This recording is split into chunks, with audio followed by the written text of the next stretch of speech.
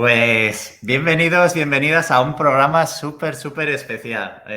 Como bien sabréis los que nos escuchan, soy Gorka Corres Zamacola. Bienvenidos a Un CM en Casa, un video podcast de entrevistas a personas profesionales del marketing digital, redes sociales y comunicación.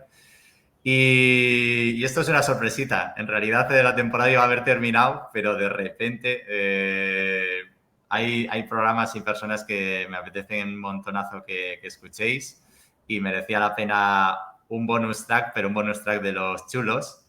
Y por eso hoy estamos grabando el programa 15. Un programa que espero que os guste mucho. Porque la verdad, es de esas personas por las que cuando la gente me pregunta por qué me dedico a esto, pues probablemente sea de esas personas por las que empecé yo hace más de 12 años. Y la verdad es que uno nunca imagina que pueda llegar que ya conocer en persona ya hace unos meses, como bien sabe Fernando, ya fue para mí una pasada. Y ya poder tener aquí para que le podáis compartir este ratito de charla, pues para mí es un lujazo. Así que la excepción lo merecía. Y antes de dar comienzo a la entrevista, como siempre, ya sabéis, el momento de teletienda. Suscribiros a los capítulos en YouTube, Gorka Corres Zamacola, en Spotify también, suscribirlos, comentarios, dar me gusta, porque para así podemos seguir de cara a la próxima temporada haciendo entrevistas chulas como esta. Recordaros eso, que estará en esas plataformas, Google Podcast, Podimo, iVoox, etc., Spotify, Gorka Corres Zamacola, Un CM en Casa. Y como siempre, recordaros la versión extendida con los bonus tracks donde aparecerán un poco temas que vayan surgiendo durante la charla con Fernando un poco para poder profundizar e incluso poderle contactar también. Aparecerá en mi página web en www.gorkacorres.com. ¿Y qué más? Pues como ha dado tiempo para entrar esta temporada, pues muchísimas gracias a la gente que escuchó, compartió, dio me gusta, le dio cariño al último programa con Estudio Apogado, con el estudio de diseño de Chris Ray y Alas Neustaran. Y sin más dilación, Fernando, muy buenas. Muy buenas, ¿cómo estás? Muy buenas. Esta primera pregunta siempre es en homenaje a un profesor que iba a un curso y nos decía siempre, este es vuestro momento de teletienda y de venderos y decir quién sois, a qué os dedicáis. Así que ahí te dejo para la gente que nos está escuchando y no nos escuchará o nos verá cuando sea. ¿Quién eres? ¿A qué te dedicas? Si nadie te conoce, allá va. Este es tu momento. Pues soy alguien que pensó que iba a ser ingeniero industrial porque esa es la carrera que estudió, pero luego el mundo le llevó hacia la comunicación digital, los foros online hace muchos años, 20 o más, y que eso le metió en el mundo del marketing como si fuera Tom Hanks en la peli de Big, ¿no? Que siempre estaba en ese departamento de marketing diciendo yo esto no lo entiendo porque jugaba más como usuario que como profesional de marketing. Y ya son años los que han pasado desde que eso, bueno, pues desde que me fui reconvirtiendo en esa transición profesional. Y ahora, bueno, pues trabajo en una empresa llamada Good Rebels, que es la misma empresa que hace 17 años creó un blog que se llamaba el blog de Territorio Creativo.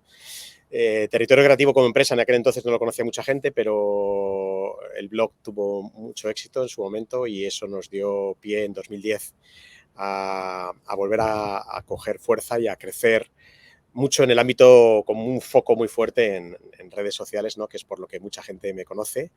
Y desde entonces ha evolucionado mucho, tenemos oficinas en más sitios, ya no solamente nos dedicamos a redes sociales, nos dedicamos a comunicación digital, marketing digital en general.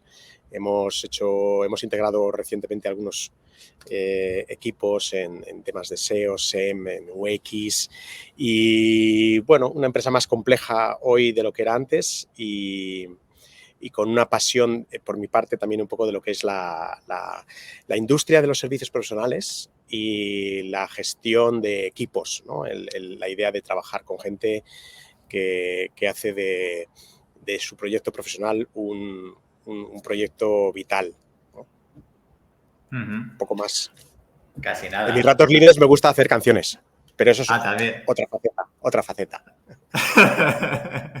Oye, Fernando, ¿en qué han cambiado las redes sociales pero de Socialholic? ¿En qué han cambiado? Pues es curioso porque yo creo que lo que ha pasado ha sido que nosotros, ese libro se publicó hace 11 años, en 2012, Para y que no nos vean, David. siempre decimos que cuando escribimos ese libro, que ya era una reflexión de muchos años de trabajo, porque llevamos, pues lo considerábamos, le llamamos medios sociales, no solamente redes sociales, es decir, medios en los que la interactividad predominaba, y los foros online para nosotros era el arranque de los medios sociales y el trasfondo de las redes sociales que hoy conocemos, y los blogs también lo fueron. Y para nosotros es como, claro, considerando el concepto medios sociales, lo que ha cambiado es que se ha expandido, se ha multiplicado por 1000 el uso de este tipo de medios. La gente ya no entiende Internet como se entendía en el 95 al 2000 de lectura de webs y de ir a buscar información, sino más bien lo entiende como un sitio de interacción. Se ha metido en todos los sitios. El teléfono móvil ha hecho que ya no entendamos la web como lo entendíamos hace 20 años, pero sobre todo las redes sociales, el concepto de red social, que al final es un modelo que emerge pues, con Facebook y luego a lo mejor Twitter y las combinaciones de Twitter, Facebook y luego Instagram y todas estas cosas, nacen al principio casi sin publicidad, pero era evidente que era una gran aventura empresarial con muchísimo dinero detrás y que tenía que monetizarse, ¿no? Entonces, para mí el principal cambio es que cuando escribimos Socialholic, que eran recomendaciones para departamentos de marketing y comunicación para entrar en este mundo nuevo de los medios sociales, lo que más ha cambiado, lo más visible, es que ese libro lo escribimos cuando todavía no había prácticamente formatos de compra publicitaria en redes sociales. Es decir, de hecho, en la metodología que exponemos en el libro, hace 10 años o 11, no teníamos un apartado para lo que era compra de medios en formatos nativos de las redes sociales.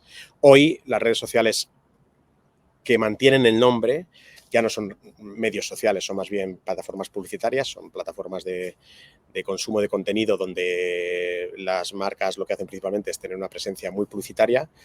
Y aunque tú puedes generar tu propio contenido, si no lo promocionas no tienes ningún tipo de acceso orgánico, no tienes acceso a tu audiencia. Ha habido empresas y marcas que se han gastado millones de euros en ganar fans, ¿no? En sus redes sociales, que a día de hoy es algo que no les ha servido para nada porque no tienen alcance orgánico. Pero para mí, por si no me haces esa pregunta después, para mí lo más importante es que las redes sociales son un subconjunto y siguen siendo un subconjunto de la idea de los medios sociales. Es decir, que Internet al final es un medio de interacción entre personas, de conexión con personas, y que los medios sociales están más vivos que nunca, que nada ha muerto ni va a morir, que Twitter cambia a llamarse X, o que se lo cargue Elon Musk, o que Facebook ya no se use.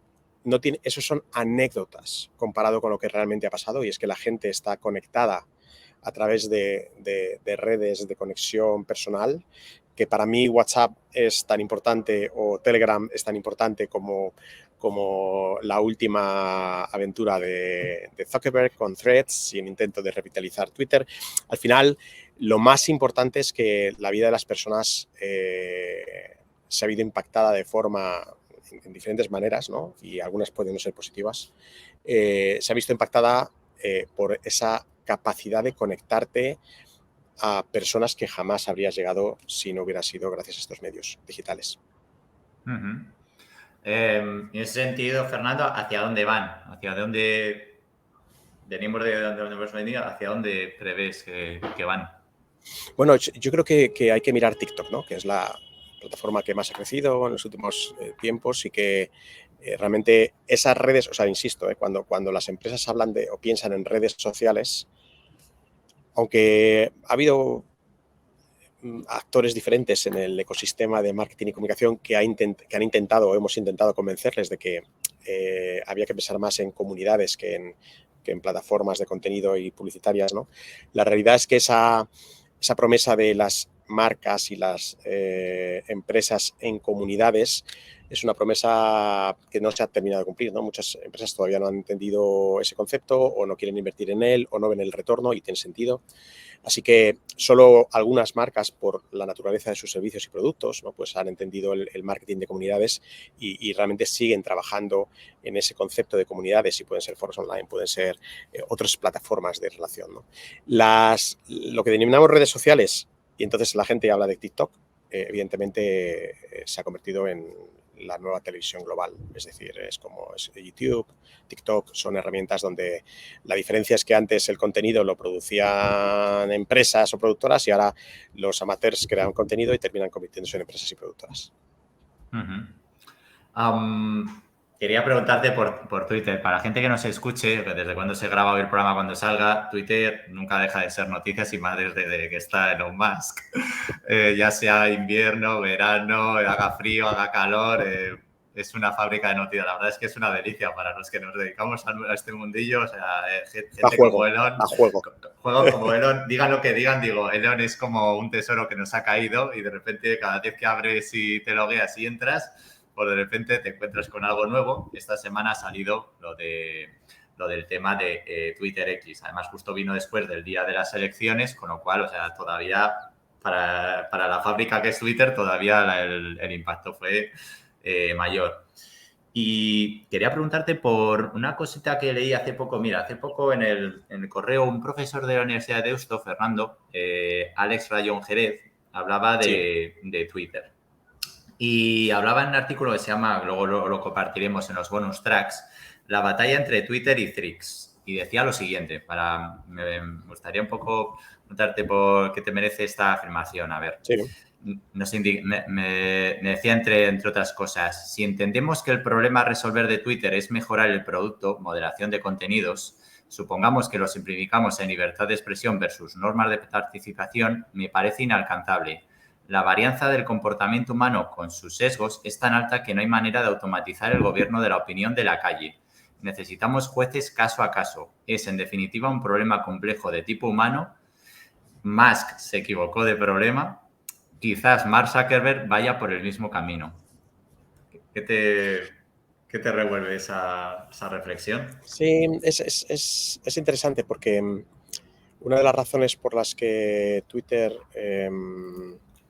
no evoluciona o no evolucionó a gran plataforma masiva, ¿no?, es justamente la dificultad de hacer que sea un entorno amigable para las marcas o los departamentos de marketing, que son los que de alguna forma terminan subvencionando esa fiesta, ¿no? Al final,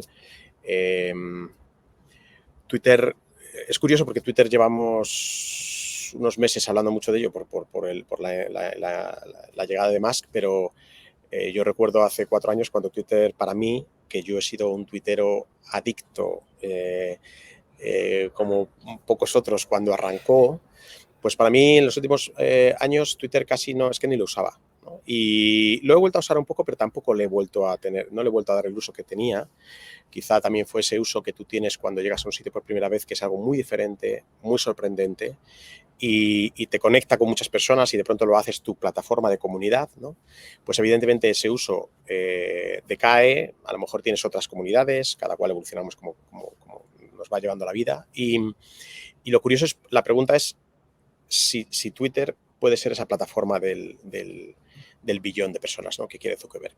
Y lo que dice Alex pues tiene sentido, es decir, al final es posible que no sea factible, ¿no?, moderar la conversación global de forma unificada, de forma centralizada, ni con inteligencia artificial, ni con inteligencia artificial más miles de personas humanas intentando moderar, ¿no?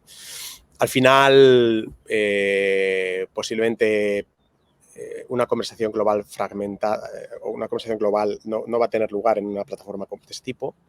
La plataforma de ese tipo se va a parecer más a TikTok o Instagram o lo que sea más visual, ¿no? En la conversación escrita tiene sus núcleos, sus grupúsculos, pues está la comunidad de Foro Coches, luego está la comunidad de los comentaristas del país, luego está la comunidad de los que escriben en un blog que es su persona de referencia.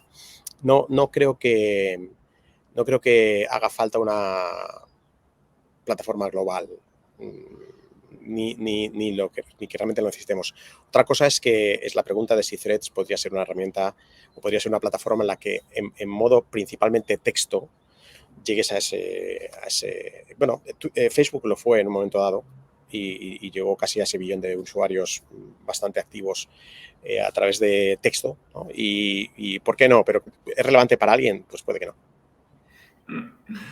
Bueno, veremos a ver porque con Elon al mando siempre seguro que este capítulo se quedará solo entre unos meses, así que Seguro. seguramente, con toda seguridad. Para Elon no hay verano, no hay vacaciones, no hay nada.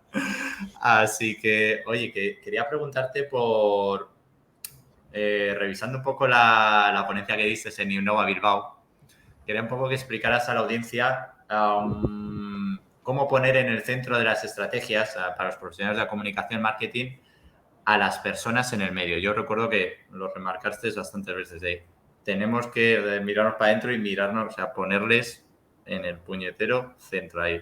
¿Cómo leches podemos, para que la gente no lo entienda, cómo pues se puede hacer eso? Claro.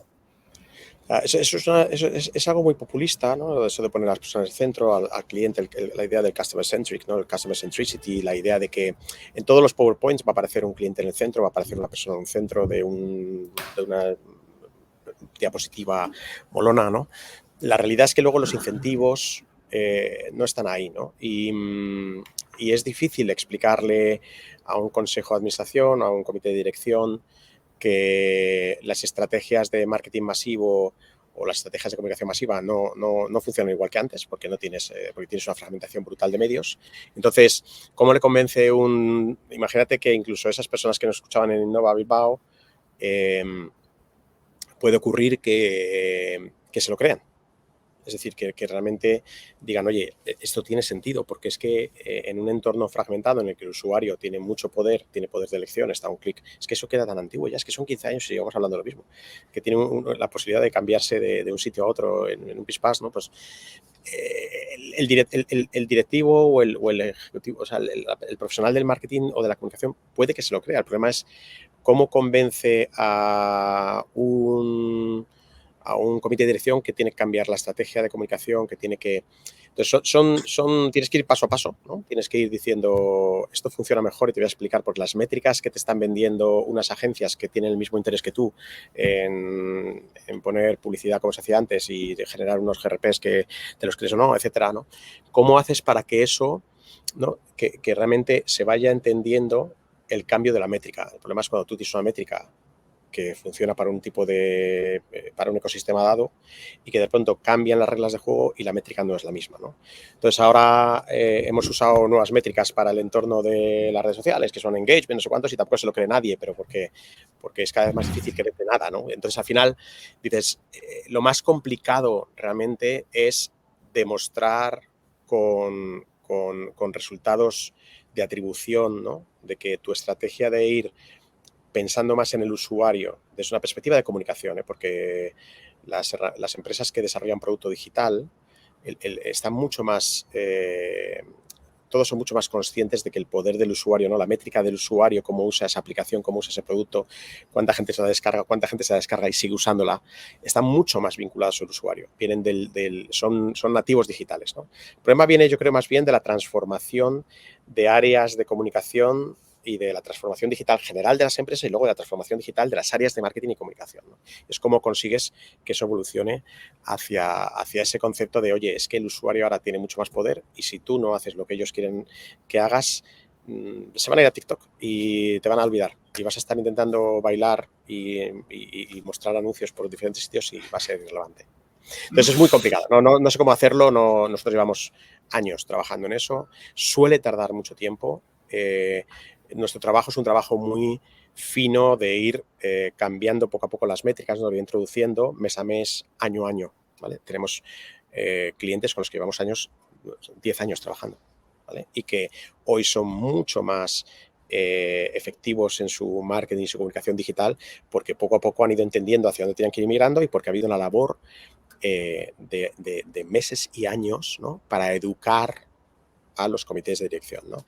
Hace, no voy a decir, unas semanas, en un gran cliente nuestro del norte, fuimos al comité de dirección a explicarles por qué mirar el número de fans de sus redes sociales no importaba. Y es curioso porque es que esta conversación en el año 2023 a un comité de dirección,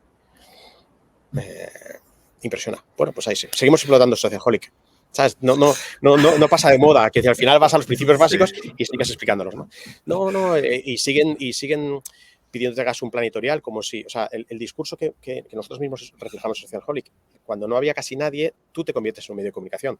Cuando hay miles de empresas, miles de personas, de influencers, de personas privadas que son más ágiles y más divertidas, la gente quiere conectarse con personas, no con empresas. Entonces, llevamos años diciéndoles a las empresas, sacad a vuestra gente a hablar ahí fuera, porque la gente no quiere escuchar a vuestros logos, quiere escuchar a las personas que trabajan en vuestras empresas.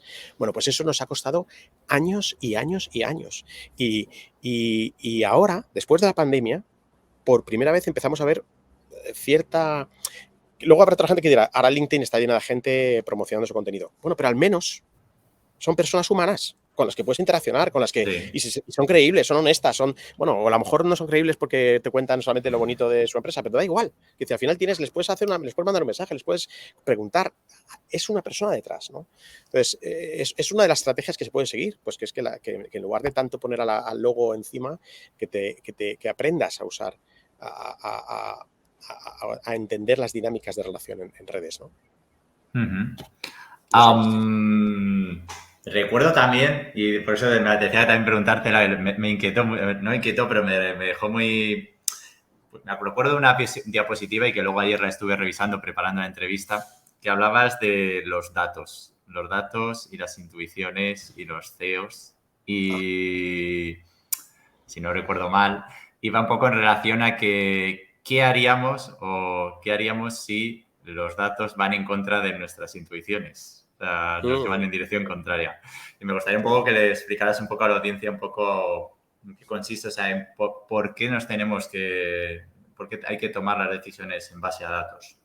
Sí, ese es un pequeño, bueno, es un informe un poco, tiene truco, ¿no? Pero es un informe que hizo el Economist, la unidad de inteligencia del Economist, que bueno, pues una pregunta sobre el uso de los datos en entornos ejecutivos, ¿no? De alta dirección, cómo la gente respondía a eso, ¿no? Y había una pregunta concreta que era si el dato contradijera a tu intuición, ¿no? ¿Qué harías, no? Y le sugerían algunas respuestas, pues volvería a revisar los datos, ¿no? Buscaría nuevos datos, ¿no? Y había algunos que, los únicos que decían, diría lo que dicen los datos y me comería mi intuición, era menos de un 10%, ¿no? Entonces, es natural. Es decir, psicológicamente hoy, ¿no? La psicología es una ciencia que ha evolucionado, no siendo una ciencia exacta, es una ciencia que ha evolucionado bastante porque ha habido mucha más investigación, más robusta, con más metodología, ¿no? Y hoy sabemos que el cerebro no funciona de forma racional. Hoy Kahneman nos ha explicado a todos que tenemos dos formas de procesar información y que la primera, intuitiva, es poco racional y responde poco a una componente de datos, ¿no? Y también sabemos, hay una metáfora que me encanta de Jonathan Haidt, que es, bueno, que habla del elefante y del conductor del elefante, ¿no? Que es una persona que se sienta arriba intentando que el elefante vaya por un sitio, pero el elefante va donde quiere, ¿no? Pues el elefante es un poco nuestra forma de decisión, nuestra emoción, ¿no? Llevándonos a sitios inesperados, y el conductor tiene poca capacidad de maniobra para llevarle hacia donde quiere, ¿no? Entonces, como profesionales de cualquier ámbito, nos cuesta.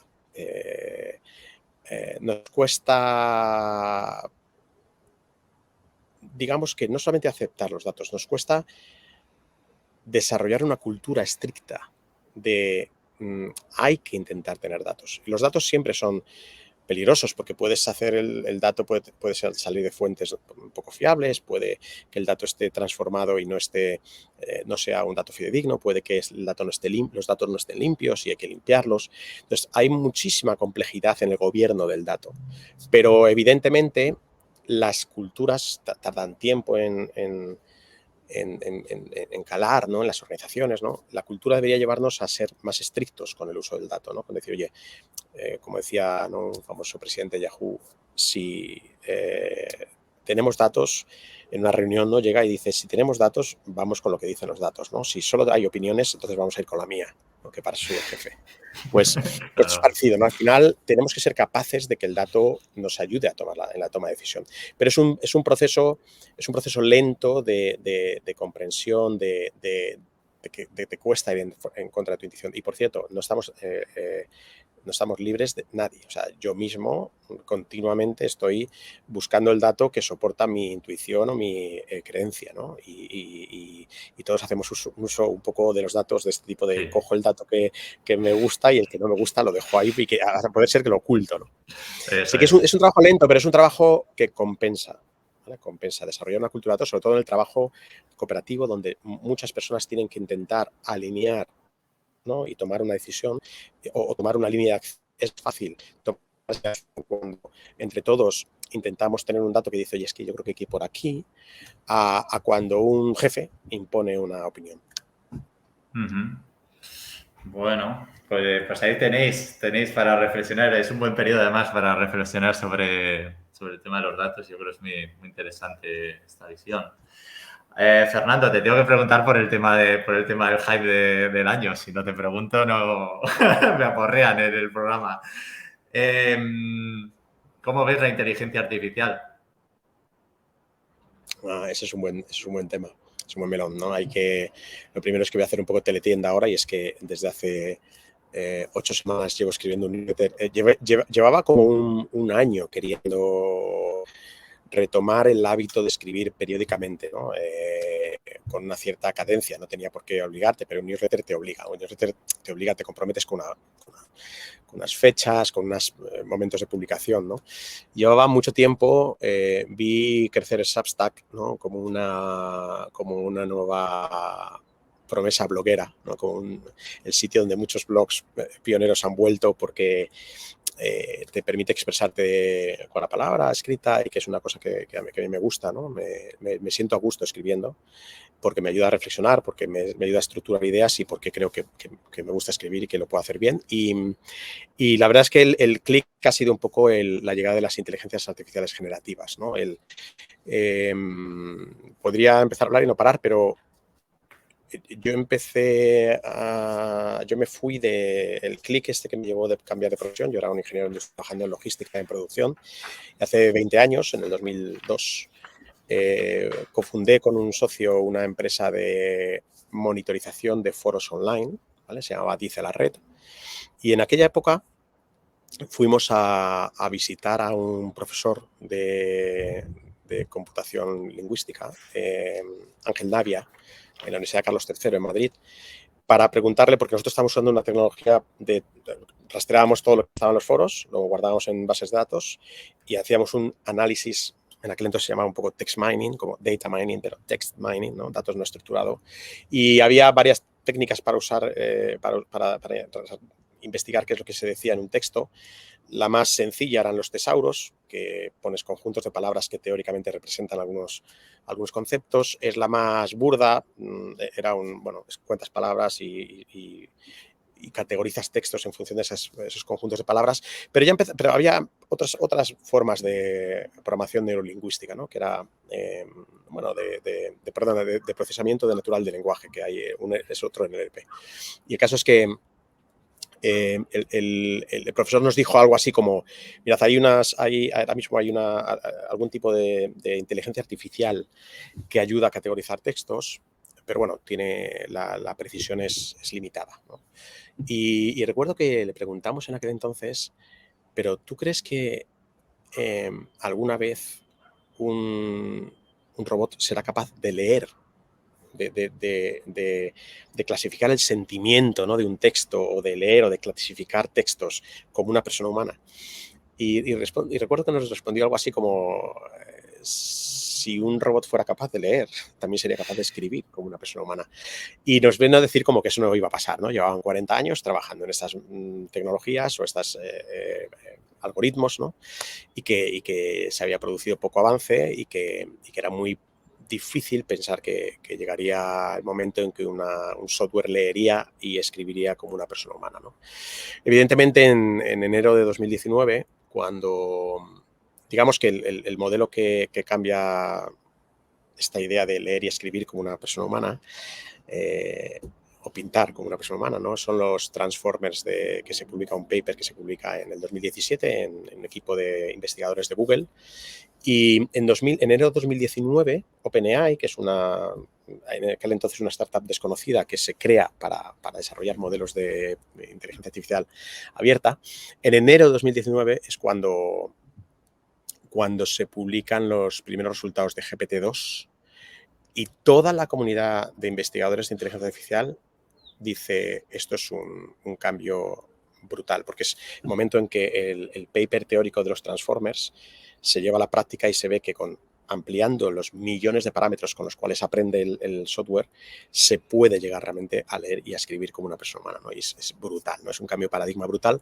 Entonces, no somos conscientes desde fuera como usuarios, nosotros no somos conscientes, la inteligencia artificial lleva mucho tiempo entre nosotros, la mayor parte de la inteligencia artificial era simbólica, es decir, el programador le da las claves para, ¿no? Es como que tú le dices cómo tiene que escribir el software, es como si un humano le enseñara a un algoritmo a escribir, y sin embargo las redes neuronales, que es el gran cambio que hay detrás de todo esto, es al revés, es una caja negra donde tú le metes datos y ellos aprenden y se configuran sus parámetros solos de forma que ya es capaz de escribir, aprende como si fuera un niño, ¿no? O un cerebro humano, o esa es una analogía que es más o menos, podría ser válida.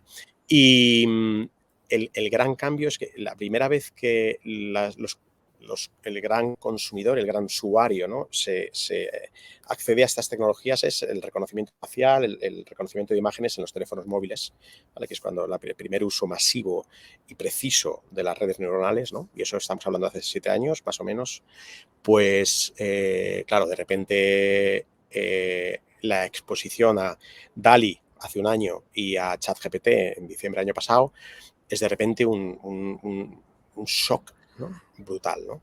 Entonces, es un cambio radical, tiene miles de ramificaciones.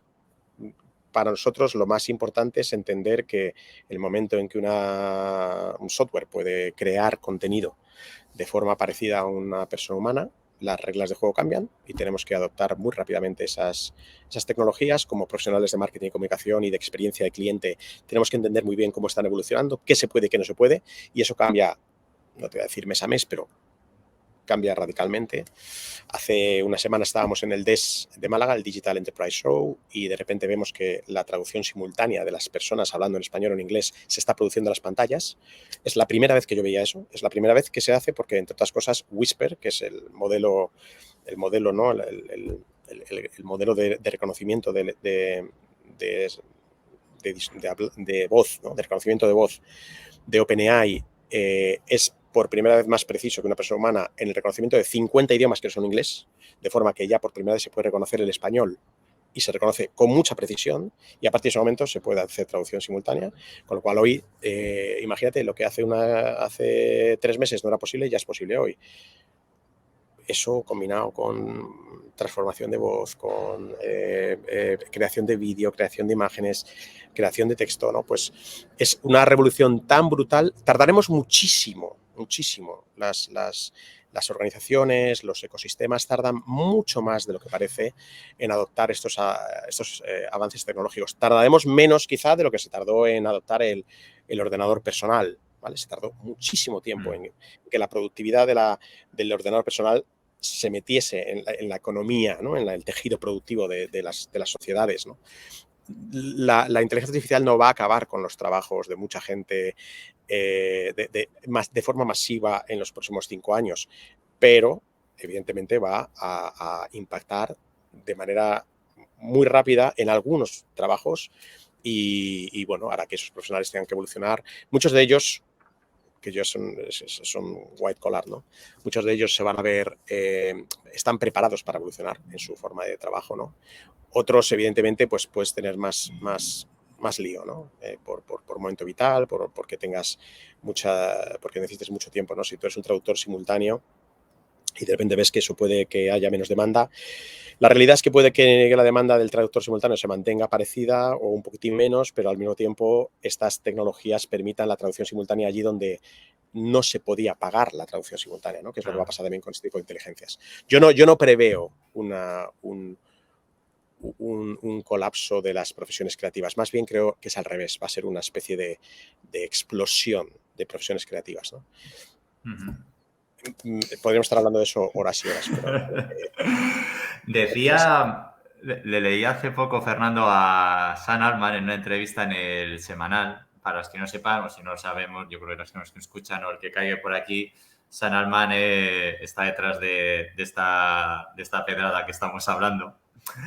Decía una frase que me llamó mucho la atención, una reflexión, y que te la quería también preguntar a ti con una pregunta. Y me decía, la cuestión clave será conformar con qué valores construimos nuestras inteligencias artificiales. Y yo te lanzo la pregunta, ¿en qué valores imaginas que pueden ser? Está habiendo mucha... Sam mantiene una agenda. Entonces, evidentemente, cuando escuchas a Sam tienes que escuchar a muchas más personas involucradas en el desarrollo de inteligencia artificial, y hay cientos de miles de personas. Y la opinión de Sam es importante porque él tiene mucha influencia en una empresa muy importante en el ámbito de la inteligencia artificial, pero también tiene una agenda, ¿vale? Y lo digo porque cuando se pide regulación también estás al mismo tiempo defendiendo tu modelo de negocio, y es lo que suelen hacer las grandes corporaciones. Y cuando se pide que las inteligencias artificiales se alineen con valores humanos, habría que preguntarse exactamente con qué valores humanos, ¿no? Con los de, no sé, con los de la religión católica, o con los de la religión evangélica, con los de los musulmanes, con los ateos, con los que votan al centro sur, con los que creen que hay que acabar con el imperio americano. O sea, no sé con qué valores nos vamos a alinear, ¿no? Vamos a alinear a la inteligencia artificial.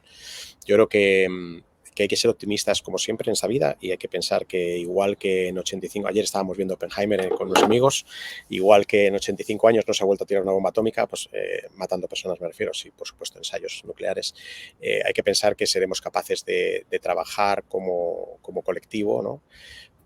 Como humanidad, ¿qué es la humanidad, ¿no? Para hacer que las inteligencias artificiales pues no vayan en contra del ser humano. Y es una labor muy compleja, una labor a la que merece la pena dedicarse, una labor de la que merece la pena aprender, es decir, cómo se trabaja en eso, en el que ya hay mucha gente muy buena trabajando y con ganas de dedicarle tiempo a eso, ¿no? A esa idea del alineamiento, ¿no? De la inteligencia artificial. Pero también hay que preguntarse que, ojo, que los valores humanos tienen muchas personas y tienen muchas agendas, ¿vale? Y que lo que hay que conseguir es que, bueno, que no seamos que no desatemos, ¿no? un demonio, ¿no? Sí, que quiera matarnos a todos, ¿no? Que es al final lo que nos inquieta. Sí, un hype, como decía Antonio Ortiz precisamente en Substack, que le leía ahí de estamos con el hype, fuimos con el metaverso, ahora vamos con el... Sí, no, pero el hype se produce, y de hecho la inteligencia artificial tiene hypes cada cierto tiempo cuando hay grandes avances que son muy visibles, ¿no? Yo recuerdo estarme leyendo un artículo del New York Times del año 80 sobre cómo la inteligencia artificial acabaría con la raza humana. O sea que eso cada cierto tiempo nos va a pasar, ¿no? A día de hoy estamos muy lejos todavía de la inteligencia general artificial, y que la inteligencia artificial general no tendría por qué llevarnos a la superinteligencia, pero bueno, son temas muy, muy profundos como para poder dedicarles aquí un tiempo relativamente lógico. Sí.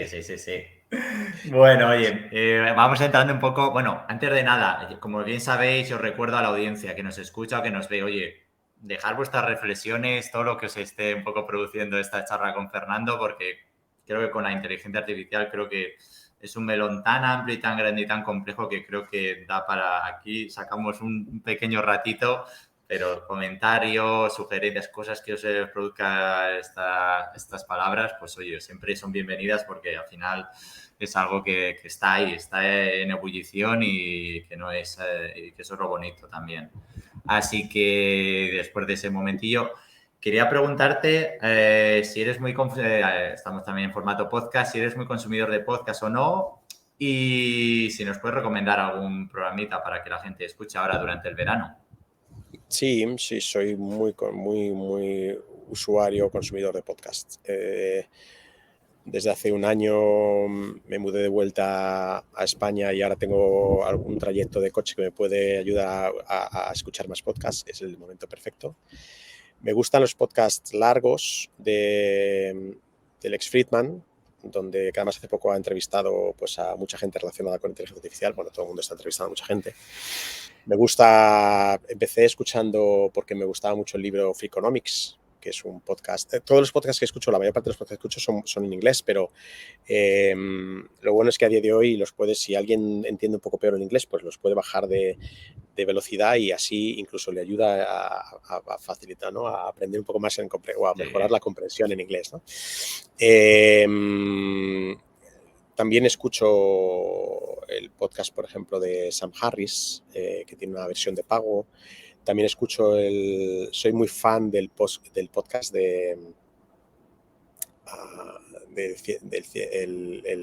investigador de datos. Se me acaba de ir ahora mismo Tim Harford, ¿no? Que es un economista que escribe en el Financial Times y que fue el autor del economista camuflado, The Undercover Economist, y que tiene también un podcast muy interesante que le llama... se me ha olvidado el nombre ahora mismo del podcast, pero lo recordaré, ¿no? Tiene temporadas y hace Cautionary Tales, que es como, bueno, un Cautionary Tale es como una especie de fábula con final aleccionador, ¿no? Y hace una composición muy buena, ¿no? Suele traer a lo mejor una historia de que ha pasado hace mucho tiempo con una historia nueva y hace la analogía entre las dos, ¿no? Son podcasts maravillosos. O sea, me puedo pasar horas escuchando eso. Estamos hablando de futuro y otra vez te voy a preguntar por el futuro, pero ¿cómo vislumbras a la industria del audio de aquí a unos años? Bueno, entiendo que es una industria que está todavía la tecnología no está todavía del todo consolidada.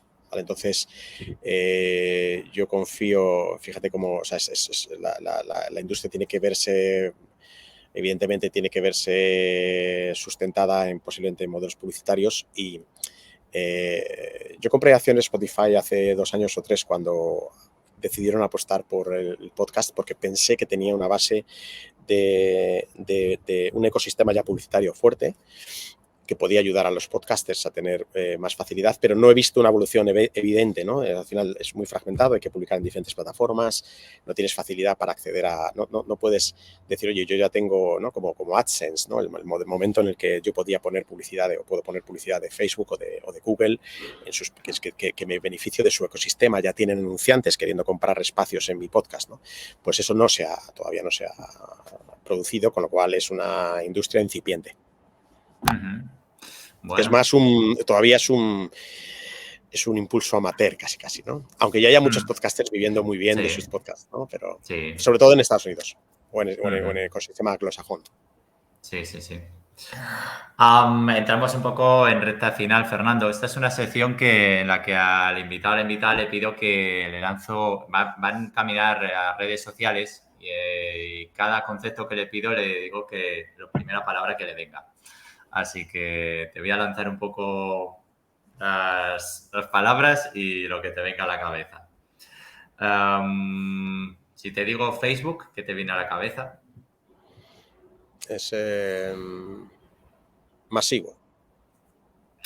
YouTube. Pero espera, no es que masivo, es que es muy, perdón. Es que es muy complicado esto de una sola palabra, ¿no? Voy a ser un poco rebelde, ¿no? Bueno, masivo, la palabra no es la palabra es backbone, es espina vertebral, ¿vale? Pero esto es un tema de hace 10 años, con lo cual ahora ya no es nada en comparación con eso. Te diría meta. Facebook ya es meta para mí. Meta. Ay, amigos. Vale. Venga, va. YouTube. YouTube es la tele global. LinkedIn. Personas. Twitter. Phoenix. Es un juego de palabras, es Twitter X, ¿vale? Pues va a ser como estamos esperando que resurja de las cenizas. Instagram. Lo tengo olvidado. Puestas de sol. Los sunsets. Y Twitch. Twitch es el periodismo audiovisual. Y de hoy, o TikTok, sea, del futuro o algo así, ¿no? Y TikTok, que se me había olvidado, perdona. TikTok es influencers. Bueno, pues nada, ahí queda la última respuesta de la temporada, que ha sido muy divertida, de una palabra para cada red social. Esto sí que ya es un poco ya recta finalísima, Fernando, y esto es como te comentaba. Esta es la pregunta que nos deja la anterior persona o sea, entidad que se pasa por el programa. Y en este caso es una pregunta que nos dejaron Chris Rey y Alas Nustaran, que son cofundadoras de un estudio de branding aquí en Vitoria-Gasteiz, que se llama Estudio Abocado, perdón, que me cuesta lo del abocado y tenía problemas con ellas. Y que me dejaron la siguiente pregunta y que te la lanzo aquí mismo. ¿Cuáles crees que van a ser las profesiones del futuro en la comunicación digital? Una buena pregunta. Pues no tengo ni idea. No voy a decir ingeniero de prompts porque creo que las inteligencias artificiales van a, eh, ir mejorando la interfaz de interacción, ¿no? Si yo tengo que estudiar una carrera para usar la inteligencia artificial, entonces la inteligencia artificial no se produciría, ¿no? O sea, el uso de la inteligencia artificial como usuario, ¿no? Pero sí, yo creo que muchas de las carreras ya están vislumbradas, ¿no? O sea, hace 10 años se produce una eclosión de nuevos medios digitales y entonces de pronto nace la idea de un community manager, la idea de un influencer, la idea de un video podcaster, la idea de un no sé cuántos, ¿no? Que al final son evoluciones de algunas de las carreras que existían, ¿no? Entonces casi todas existen, ¿no? El analítico, la persona que analiza datos, ¿no? El gestor para mí, por ejemplo, hay una profesión muy importante que todavía que no ha eclosionado o que no ha, como debería, que es la de el dueño de del ratio de conversión, ¿vale? La idea del conversion rate optimization, ¿no? Que es como yo consigo optimizar, ¿no? Mi inversión en medios o en medios propios, ¿no? Cómo hago el SEO de mi página web, para conseguir que cada una de esas genere un impacto mayor, tanto si es una venta en e-commerce como si es una captación de lead, lo que sea el objetivo que yo le pongo, ¿no?